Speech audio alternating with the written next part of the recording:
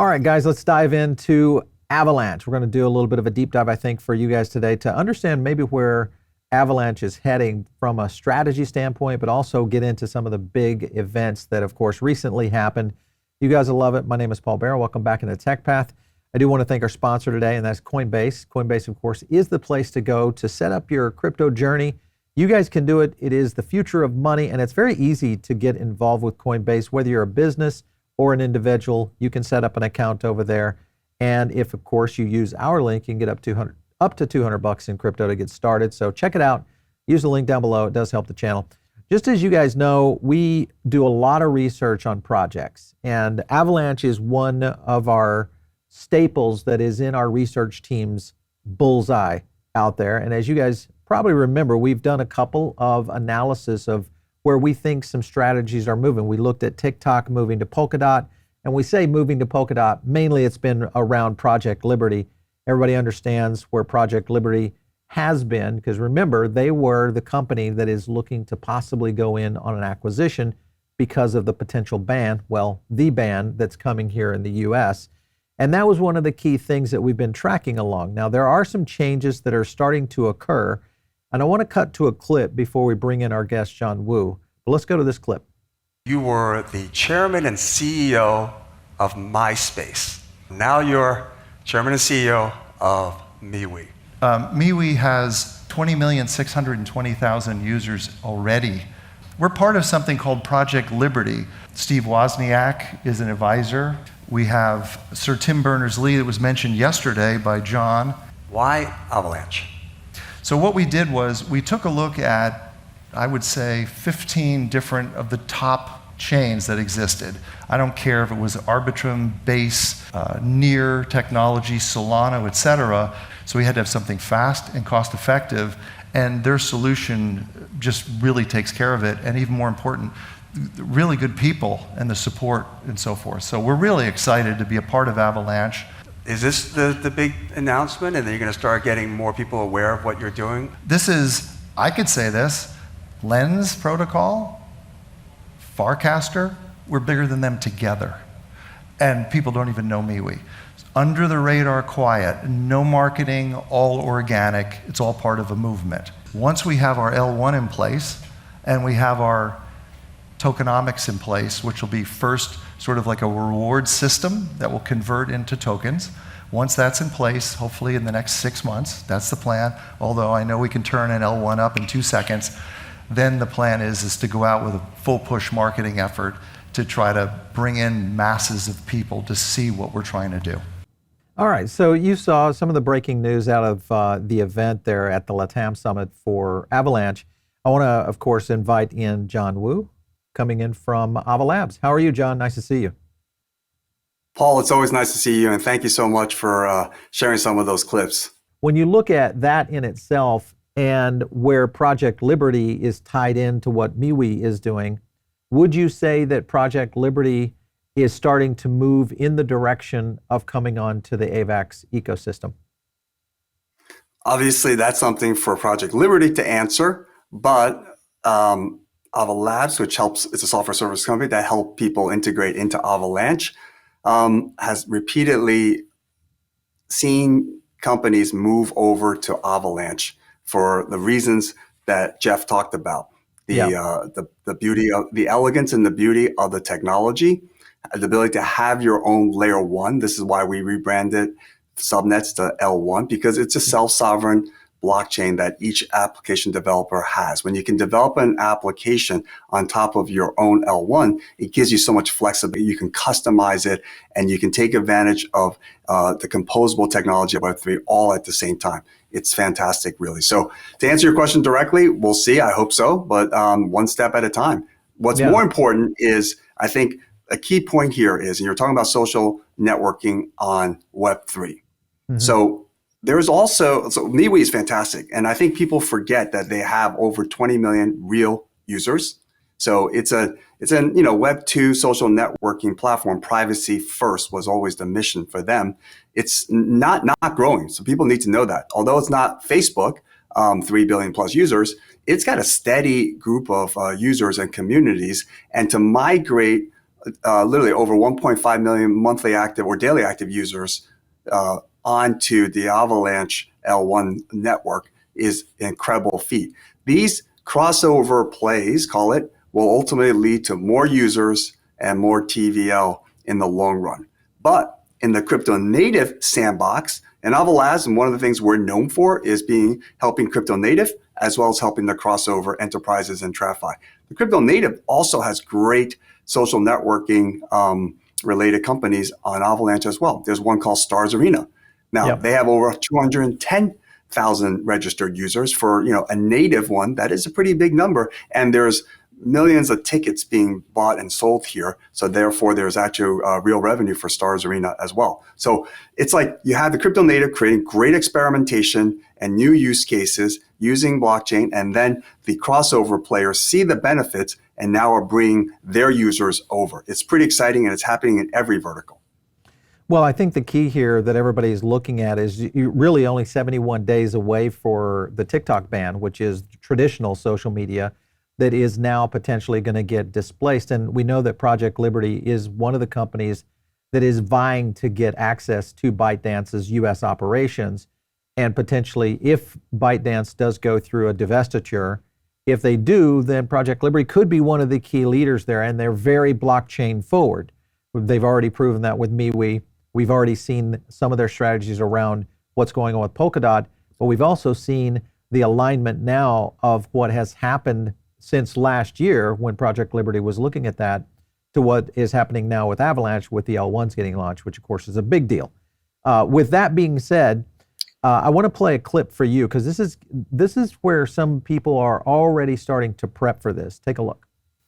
What would happen come January 19th? Would the app just disappear from people's phones? So yeah, no, as I mentioned, yeah, you would still be able to have it on your phone, but let's just say you bought a brand new phone. You wouldn't be able to download it from the App Store. It'd be completely gone from the App Store. So you'd have to keep that same phone for as long as possible. You'd have to have a VPN to keep it going. Got it. What do you think about even setting up like multiple phones? Yeah, well, that's actually what I kind of do right now. But I also have TikTok downloaded on every single device of mine, just in case they do ban, that I can have access like for a while. You are ready. There's millions of business owners that make money every single day selling, whether it's their products or services. It is very detrimental to a lot of people in the U.S. Well, if TikTok goes away, then just get on Instagram or YouTube or Facebook or somewhere else. But the audience doesn't necessarily translate, does it? For me, I have let's just say 500,000 followers on TikTok. I only have 30,000 on Instagram, which tells you that my content or who I am, people love it a little bit more over on TikTok than they do on Instagram. Do you have a message for lawmakers? I mean, I understand the threat of national security, but they really should just leave it alone. Just leave us alone. Yeah, find a way to keep us safe, but also leave it alone in some ways. Like that. 7 million businesses on these kinds of social media. That's insane. And the amount of transactions, I can only believe that if that were to go to a blockchain, it'd have to end up being on Avalanche in some capacity at some point. You look at Canada. You would need scale and you would need speed, and doing it in the Avalanche network of networks is the easiest way and most efficient way to do that. Yeah, for sure. Well, you look at Canada, they're shutting down their offices there, which again, this gets back into the security risk. I think it's going to happen even with the new administration coming in. I think the likelihood is we will see a ban, at least in the US, of not using it, but being able to download it. And I think that's going to be a big factor going forward. So I'm really interested in how this is going to play out. Listen, I want to move on to the Ticketmaster issue that has been happening. And there's been a lot of issues that have occurred over some of the security breaches with Ticketmaster. And I want to play a clip because this gets into a little bit closer to home for most people out there that buy tickets. Take a look.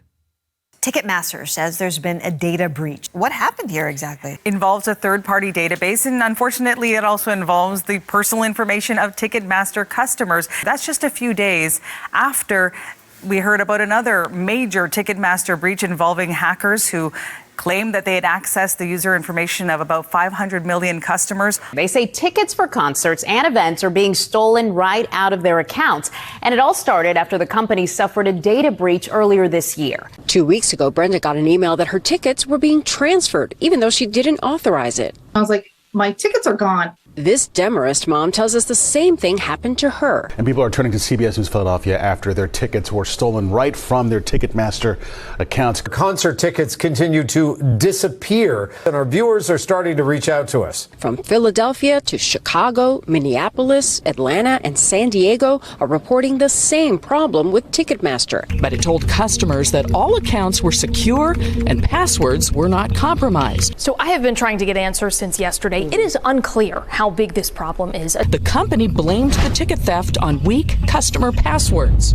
I do have good news. So since we called Ticketmaster, one of the Eagles tickets have been recovered for Lisa, and Kara got her comedy tickets back booked. Look at that. Good. So, I know. That's why you get things done. I probably will never order off of Ticketmaster again. Still, she doesn't have an explanation yet from Ticketmaster about why they never froze the tickets like they told her she was going to do.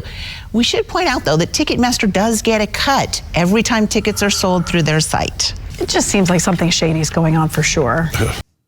John, you and I both know blockchain fixes this. So it makes it kind of one of those things that's a no-brainer for ticketing to kind of go in that direction. You clearly were, even though you weren't physically in Argentina, you followed up on a lot of things. Yes. That are exciting things, actually. So there's two issues over there. One is related to the ticketing space. We'll just put that in a corner for now. There's a meta macro thing, which is like in traditional security for single silo servers, it could be any vertical. There are these issues. Blockchain as a whole, solves a lot of those for many verticals. But ticketing is particularly vulnerable to this because the security is really just not that great.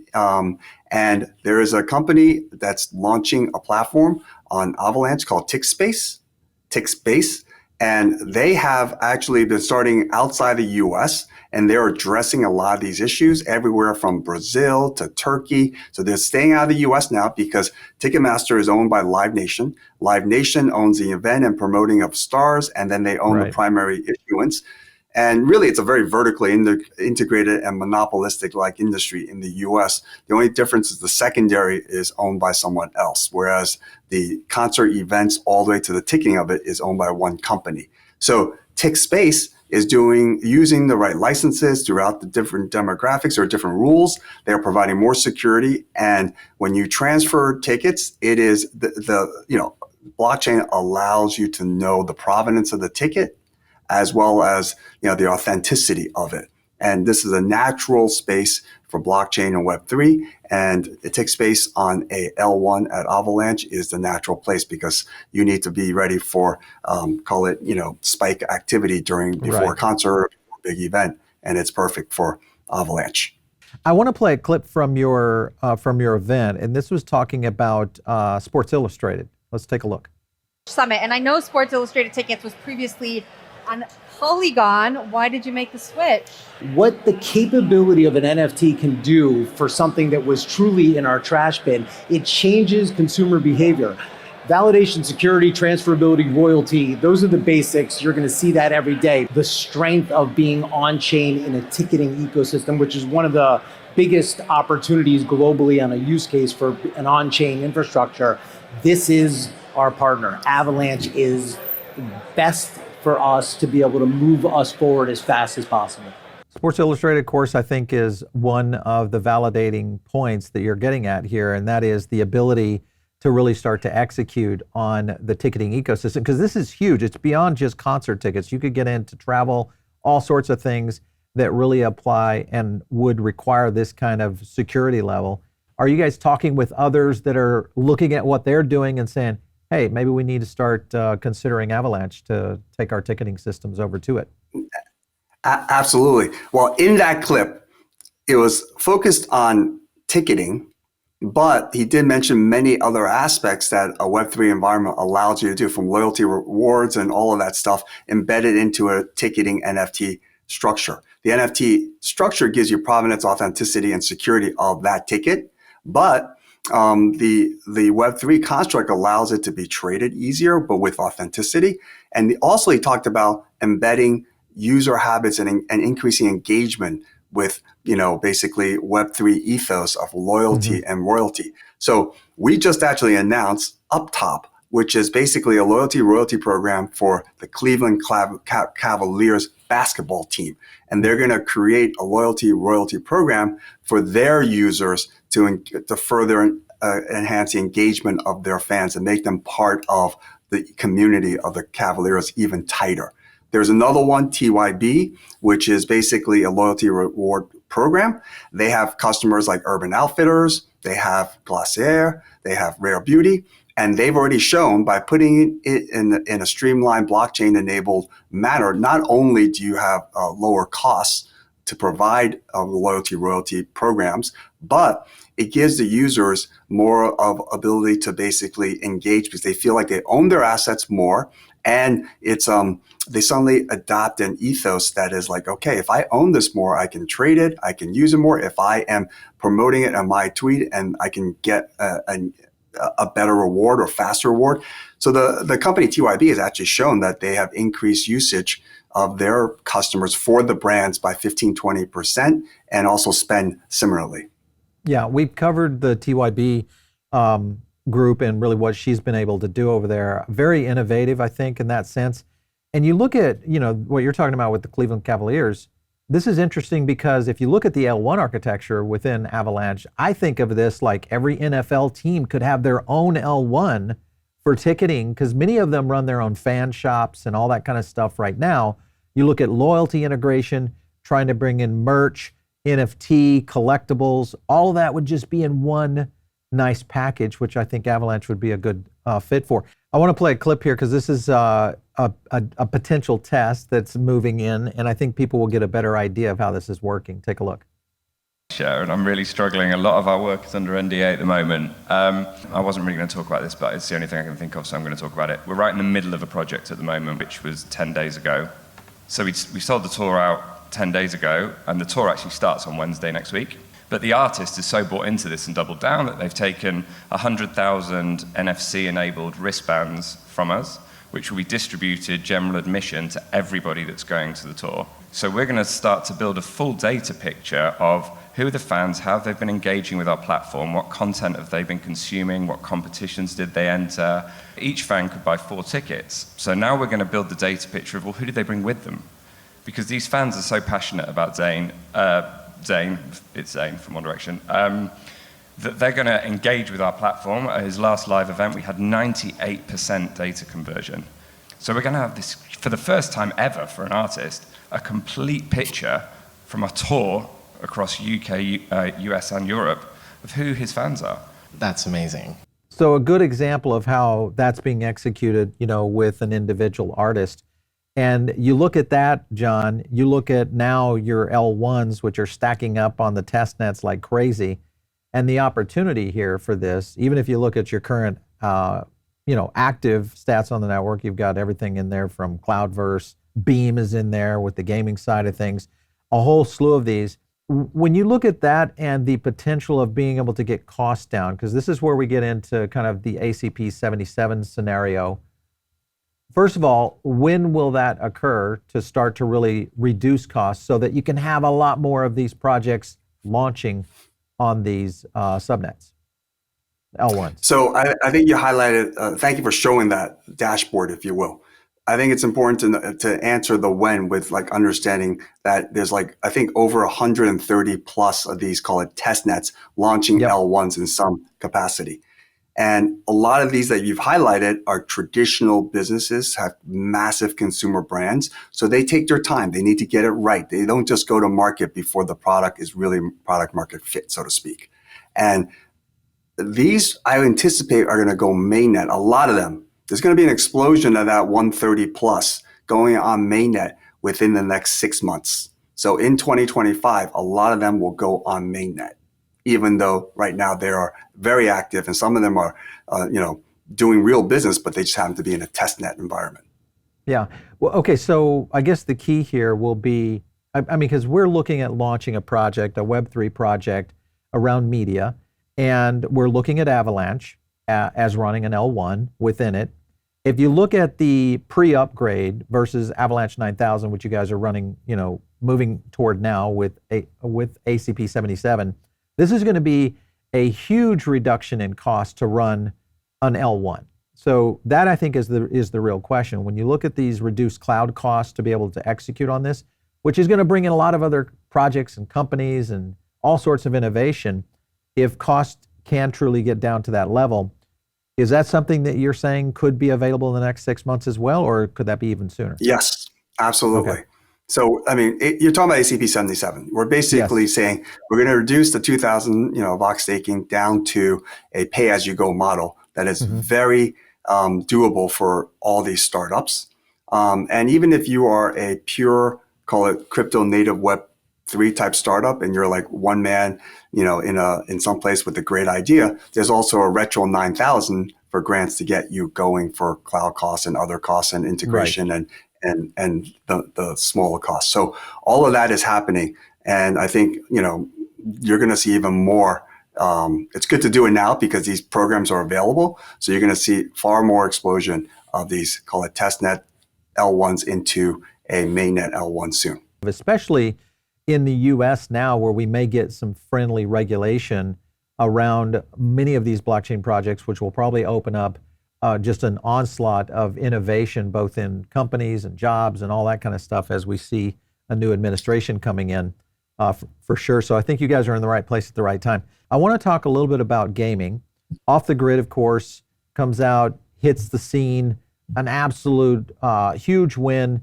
Now, granted, it's still highly test level, I should say, because not everybody can go out and get it. So it's one of those things. But I want to play a little bit of a clip here. It goes into some of the data on what's happened with Off the Grid. Take a look. On October 8th, up until when the paid streamer campaign started on around October 10th, we saw Twitch viewership surge by an impressive 266%. And concurrently, the on-chain transactions jumped by an also 239%. While Twitch viewership peaked on October 11th at 154,000 viewers, the peak in-game transactions didn't actually get reached until October 15th, when it hit 4.5 million transactions. We have seen a dramatic 93.3% decline in Twitch viewership up until October 20th, but the amount of channels that are actively still streaming the game have remained steady around 333. So this is suggesting to us that the game activity didn't go away. Players are still actively playing it to this day, and we see that on an average day-to-day basis, that 3.6 million transactions are still reoccurring every day since that peak of October 15th. Now remember that for all of you that are looking at Off the Grid, this is of course just looking at the Twitch directory here. There's the example. They're down to 342 viewers. We are right now, like they mentioned, there's still a lot of people out there playing, but this is not fully available. So it's not even out there to where an average person can even get to it. So that in itself is a big deal. But when you look at Off the Grid and what they were able to do in such a short period of time, I think it was a huge success. I mean, what were you guys' thoughts on the potential? You're just talking about Twitch viewership moving up and down. There's many reasons for that besides, whenever something new comes out, there's always a spike in viewership on anything. But take that aside. Just so your viewers know who don't know gaming, Gunzilla is the team behind Off the Grid. Gunzilla has created a game that they raised over $100 million worth to publish. It's a AAA published game. There was one weekend about 3 or 4 weeks ago where on the Epic Store platform, they were above League of Legends. That's the #1 game. So the amount of wallets that's been created is over 9 million to play this on the blockchain-enabled solution. And what the founders of this company, Off the Grid, for Gunzilla for Off the Grid, were always thinking is it's about asset ownership. Because ultimately, if you feel like you actually own that asset, you will do more with it. We've seen this in the loyalty royalty. We talked about it with TYB, the ticketing stuff. If you actually can have loyalty and royalty associated with it and you feel like you really own it, it'll be like you finally saying my Delta miles really mean something because I'm not going to get the points deflated through some crazy inflation structure, monetary system controlled by Delta Corporation. So that is what the ultimate goal. That's the big picture of what the team at Gunzilla is doing. Off the Grid, the game, Twitch viewers aside, is still doing fantastic. Well, you hit on something within the loyalty side of things. This was something that was in the news. TGI Fridays just filed for bankruptcy, and they're taking, I think, almost 50 million in rewards numbers of clients, rewards dollars into that bankruptcy. So you're exactly right. If you put all of those kinds, whether it's loyalty, royalty, gift cards, all sorts of decentralized value into blockchains, especially into something like gaming, I think it definitely starts to open up the opportunity for businesses, but more importantly, consumers to understand that this is a huge value proposition going forward. I want to play a clip here. This is kind of just a strategy that we're looking at when you think about how early off the grid is. Take a look at this. We're hearing some chatter about I heard that social. there's this thing called Off the Grid. You played it? No, not yet. You played it? Not yet, but I've watched the videos. Well, there's one thing I'll say. That when I ask people if they played it, the answers of one of two answers. It's either yes, it rocked, or not yet. I've not yet had a single person say no. I say no. But I will be playing it. You said not yet. I said not yet. Oh, I said not yet. You said not yet. Not yet. Everyone's about to play it or has played it, which I think is freaking amazing. And remember, it's very hard to get to. I mean, we were only able to get through it through a lot of hoops to be able to actually test the game.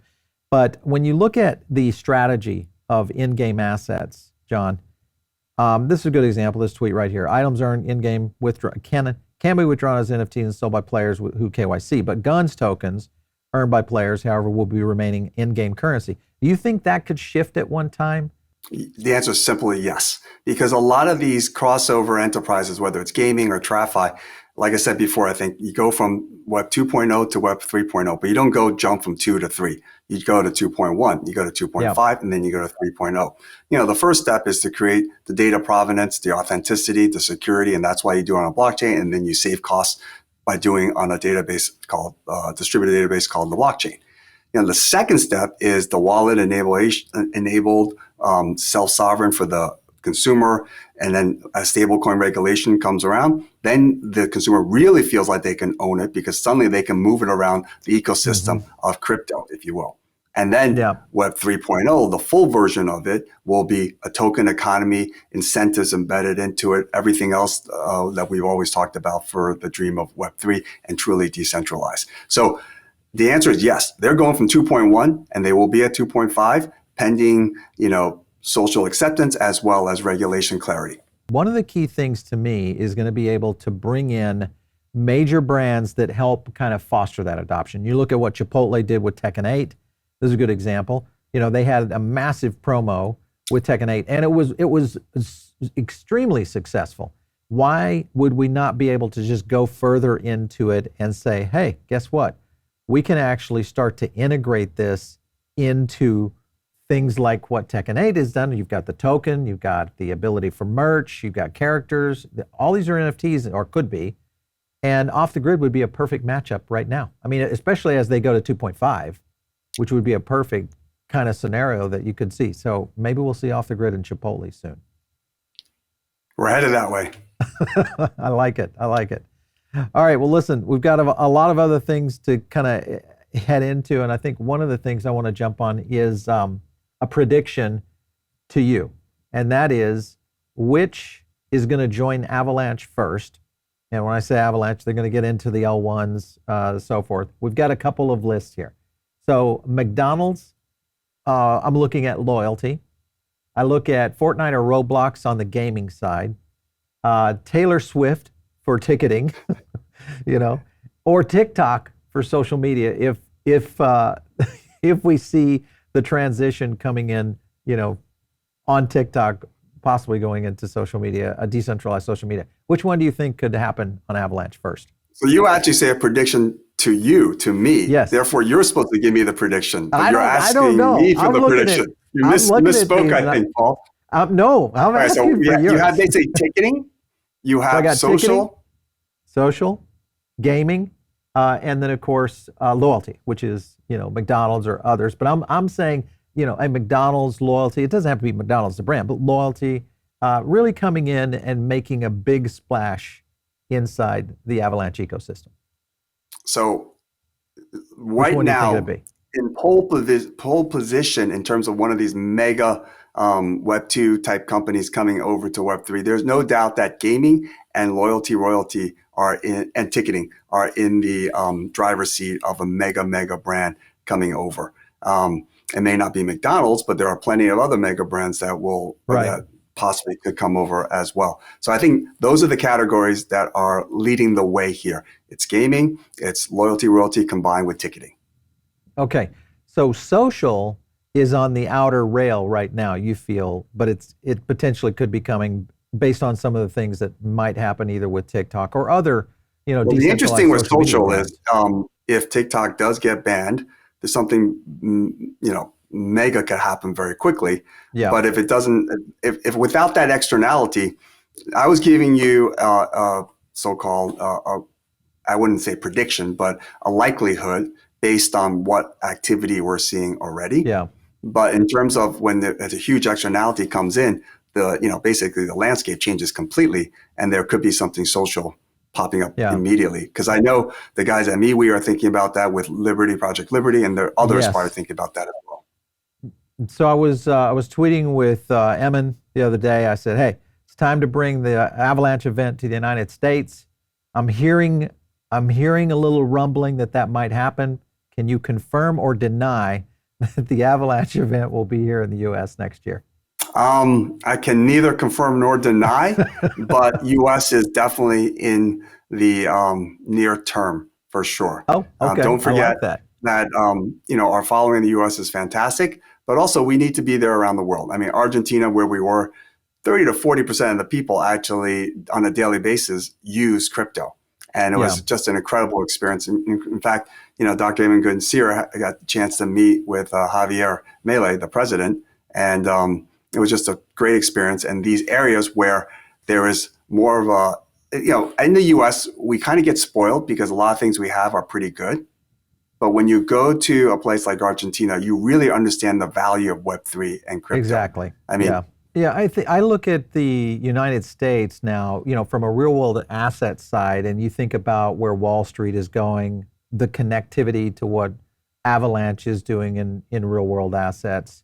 There's going to be a huge opportunity, plus the onslaught of most likely positive legislation that could change the face of the United States as the leading country for blockchain innovation just in the next 12 months. So I'm looking forward to a lot of the major chains starting to drop their events in the United States. I hope you guys are one of them. So we'll see. Listen, I can tell you just in the last 2 days, there's a lot of traditional finance and other enterprises who want to go on that journey from Web 2, 2.1, 2.5 to 3, but they've paused somewhere between 2 and 3, or they haven't started at 2.1 yet because they want to see clarity. What was amazing in the last 2 days, I feel like based on the volume of my emails and my Zoom calls and inquiries, that there is a institutional unlock already happening even before there is clear certainty in regulation, because they feel like it will happen soon. I was just at a conference hosted by a company called The Tide, great dashboard for crypto company. The amount of energy in that conference, and it was a large conference platform, was just absolutely incredible. Regardless of your political views, the people there were blockchain and crypto builders, either from Web 2 to Web 3 or just pure Web 3. And the energy in that room and the hope in that room was so different from just a week ago. I can tell you that the last 2 days, just for us, the amount of partner outreach that we've had coming into our network has probably 4 to 5x'd in just a period of a short time. I think in the hopes that the United States is definitely going to become a major player again, which it should be. I think you and I both. Should be. It should be one of the leaders, world leaders around where blockchain, the blockchain future is going. John Woo, it's always fun kind of chatting with you and breaking down, getting inside your head is hard, but I appreciate you opening up to us and giving us your time today. Thanks for coming in. It's always fun to talk with you. You're awesome. Thank you. All right. Thanks, John.